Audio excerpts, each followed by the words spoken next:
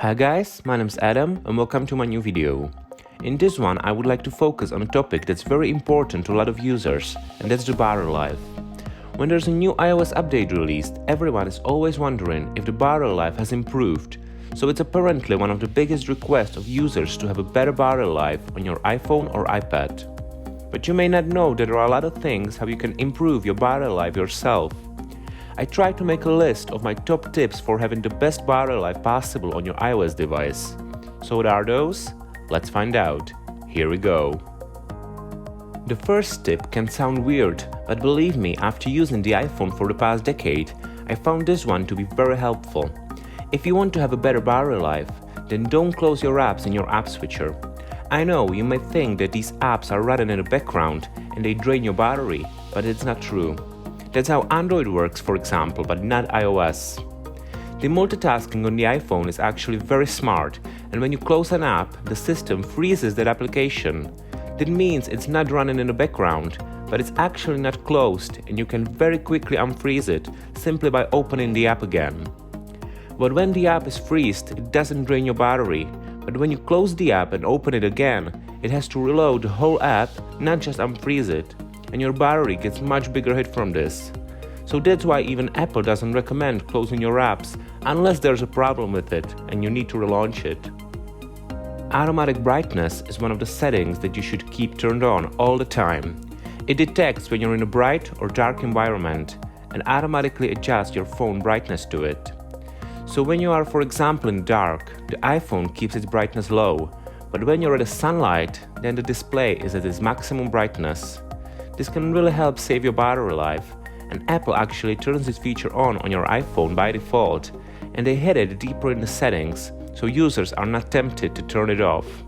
But if you don't have auto brightness turned on, you can do it by going into Settings, then Accessibility, then Display and Text Size, and here on the bottom you have auto brightness, and even Apple recommends you to keep it turned on for better battery life. One of the features I always turn off on a new iPhone is the background app refresh. Like I told you, if you leave an app and you don't manually close it, then iPhone just freezes that app, so it's not fully running in the background. And what the background app refresh does is that it partially unfreezes that app and it allows the app to refresh its content in the background. But this of course drains your battery much quicker, and Apple even tells you that in the settings.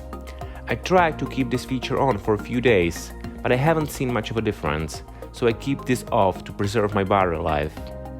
You can turn it on or off by going into Settings, then General, and then the Background App Refresh.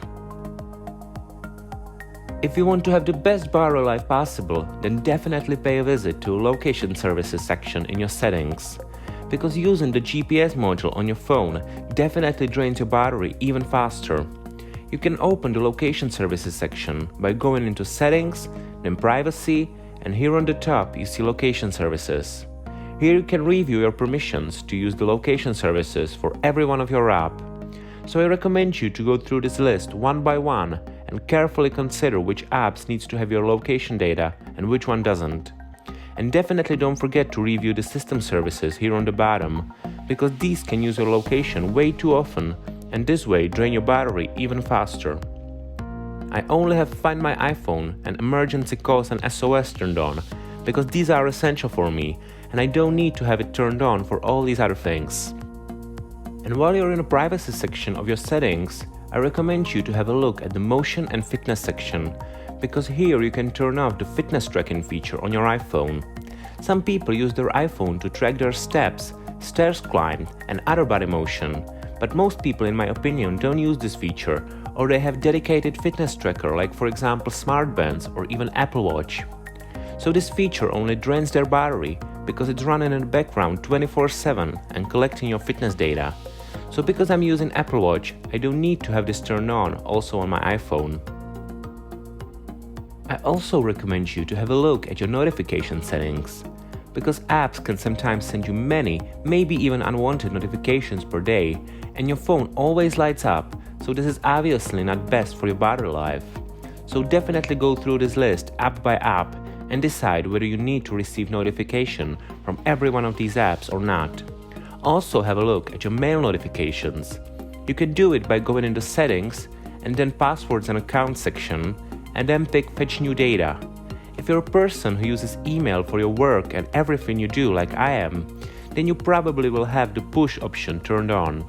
But if you're okay with getting your email notifications like once an hour or once in 30 minutes, then definitely think about turning on the fetch option down here, as even Apple tells you that for a better battery life, fetch emails less frequently. And my last tip for a good battery life is probably the most obvious one, and that's the low power mode integrated to the iOS. You can turn it on either in the control center or in the battery section in your settings. You can always know that it's turned on if your battery icon in the top right corner is yellow. And what this low power mode does is that it changes some settings, like for example the background up refresh or mail fetching. It reduces your brightness and turns off some animations to preserve battery life. And it even reduces the amount of power that is delivered from your iPhone CPU, so it basically lowers your phone performance. You won't notice it unless you use the most intensive apps or games, but it's just illogical to do in the low power mode. I don't recommend to have this feature turned on all the time like some people do, but if your battery level is, for example, lower than 20%, then you should probably turn the low power mode on to get extra few minutes or even hour of usage more from your iPhone's battery. But I don't want to talk only about my tips for better battery life on a single charge, but I also want to mention how I take care of my phone's battery over a longer period of time to have it last as long as possible. First thing you can do is to check your battery health in the battery section of settings. This number is the actual battery capacity compared to when it was new. I have this phone since late September last year, and just a couple of days ago my battery health went from 100% to 99%. So it stayed at 100% for like 6 months, and it's pretty much always the case with my iPhones. If your phone is above 90%, then the health of your battery is pretty good. Anything between 80 to 90% is also fine, even though you might notice the battery life to be shorter. And when you get below 80%, then it's probably time to think about getting your battery replaced. But the iPhone is smart, and in this battery health section, it tells you if your battery is degraded to the point when it needs to be replaced. So what are my tips for better long-term battery health? Charging is definitely one of the most important things. Don't let your phone to get to zero battery and turn off by itself very often. It's not good for battery, so it's safer to charge it when the phone tells you that the battery level is low, which is at 20%. But on the other hand, it's also not good to have your battery at 100% all the time. So don't keep your phone on charger all day long if you, for example, work in the office and have your phone plugged in all the time. This is also not good for the battery life. I charge my phone overnight every single night, and Apple added a new useful feature in the iOS 13 that is called optimized battery charging. What this does is that when you charge your phone, for example like I do overnight, that it only charges the phone to 80%, so it's not at 100% for a long period of time.